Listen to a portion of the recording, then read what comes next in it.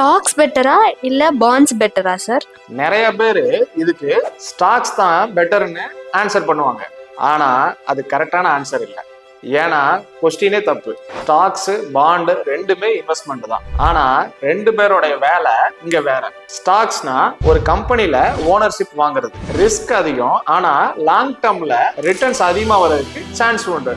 பாண்ட்ஸ்னா கம்பெனிக்கோ கவர்மெண்ட்டுக்கோ பணம் கடன் கொடுக்குறோம். அதுக்கு பதிலா ஃபிக்ஸட் இன்ட்ரெஸ்ட்டும் மெச்சூரிட்டி டைம்ல பிரின்சிபல் அமௌண்ட்டும் திரும்ப கிடைக்கும். அதனால பாண்ட்ஸ் ஜெனரலி ஸ்டாக்ஸை விட ஸ்டேபிளா இருக்கும். அப்போ எது பெட்டர்? நீங்க லாங் டேர்ம் வெல்த் பில்ட் பண்ண போறீங்கன்னா ஸ்டாக்ஸ் பெட்டர். அதுவே நீங்க கேபிட்டலை ப்ரொடெக்ட் பண்ணணும், ரெகுலர் இன்கம் வேணும், ரிஸ்க்கும் கம்மியா இருக்கணும்னு நினைச்சீங்கன்னா பாண்ட்ஸ் பெட்டர். ஸ்மார்ட் இன்வெஸ்டர்ஸ் ஸ்டாக்ஸா பாண்ட்ஸான்னு சூஸ் பண்ண மாட்டாங்க, ரெண்டையுமே பேலன்ஸ் பண்ணுவாங்க. அதனால ஸ்டாக்ஸ் பெட்டரா பாண்ட்ஸ் பெட்டரான்னு கேட்கறதுக்கு பதிலா என்னுடைய கோலுக்கு எது பெட்டர்னு கேளுங்க. அதுதான் ஸ்மார்ட் இன்வெஸ்டிங்.